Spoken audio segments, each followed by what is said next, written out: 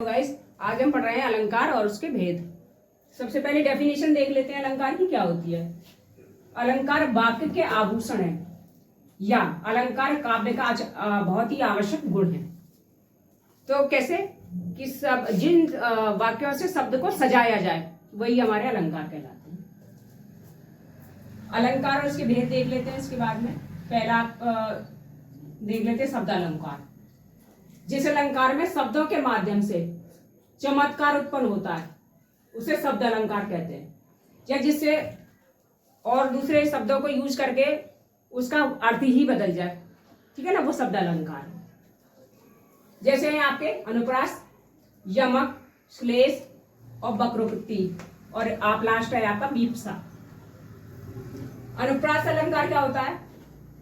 एक ही वर्ड की आवृत्ति बार बार होती है। इसमें एक ही वर्ड बार बार आता है। जब आप कोई भी चीज बोलते हैं तो वो एक ही वर्ड को बार बार उसकी आवृत्ति हो जाती है। जैसे उदाहरण देख लेते हैं, रघुपति राघव राजा राम। तो आप इसमें देख रहे हैं कि जो र है वो 4 बार आ रहा है ना।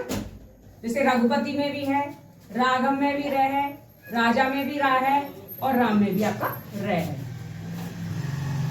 अनुप्रास के भेद देख लेते हैं। अनुप्रास के कितने भेद होते हैं? तो अनुप्रास के हैं आपके 4 भेद हैं, 5 हैं। पहला देख लेते हैं इसमें 6 का अनुप्रास। कानन कठिन भयंकर भारी, 6 का अलंकार है। तो इसमें एक जैसे शब्द जैसे कि कै इसमें भी आ गया, कै इसमें भी आ गया, भय इसमें भी है, भय इसमें भी है, ठीक है ना। जो वर्ड है उसकी आवृत्ति हो रही है, ठीक है। इसमें भी एक जैसा है, भय भयंकर, भय भारी, कै कानन और कै कठिन। अनुसार में अनुप्रास में देख लेते हैं, जिसके उच्चारण में स्थान एक ही हो। जैसे तन, मन, धन, तो तीनों में न आ रहा है, ये देखो आप। तो इसमें क्या होता है कि जो लास्ट का वर्ड होता है वो सेम होता है। जैसे तन है, मन है, धन है, सब कुछ है तेरा, ठीक है। तो तीनों चीजें इसमें सेम आ रही है। जैसे तन है तो इसमें न आ रहा है, मन में भी न आ रहा है, धन में भी न आ रहा है। फिर आप चलते हैं व्रत अनुप्रास पे। इसमें क्या होता है, शब्द का रिपीटिशन होता है, एक ही वर्ड बार बार आ जाता है और दोनों का जो अर्थ है वो भी समान ही होता है। उदाहरण देख लेते हैं, जैसे गरम गरम समोसे ले आना। तो इस गरम का मतलब ही गर्म है और इस गरम का मतलब ही गर्म है। नेक्स्ट देख लेते हैं, ठंडे ठंडे पानी से नहाना चाहिए। तो ठंडे का मतलब भी ठंडा है, इस ठंडे का मतलब भी ठंडा है, ठीक है ना। लेकिन बस वर्ड का ही रिपीटेशन हो रहा है, उनका अर्थ दोनों का एक ही है। चलिए अंत अनुप्रास ये है, इसमें तुक बन जाएगी, मतलब जो लास्ट का जो वर्ड होगा वो सेम होगा दोनों में, जो लास्ट लाइन होगी वो सेम ही हो जाएगी। जैसे कि है पवन तैन संकट हरण मंगल मूर्ति रूप, राम लखन सीता सहित हृदय बसो सुरभूप। तो इन दोनों में ही अब देख रहे रूप यहाँ पे भी सेम हो गया और भूप, दोनों की सेम ही आवाज निकल रही है, रूप और भूप, ठीक है ना। ये आपका अंत अनुप्रास अलंकार में आ जाता है। Okay, thank you guys. अब पढ़ रहे हैं हम लाट अनुप्रास अलंकार। 2 लाइनें सेम होंगी या 2 वर्ड सेम होंगे। जैसे उदाहरण, पूत कपूत तो क्यों धन संचय, पूत सपूत तो क्यों धन संचय।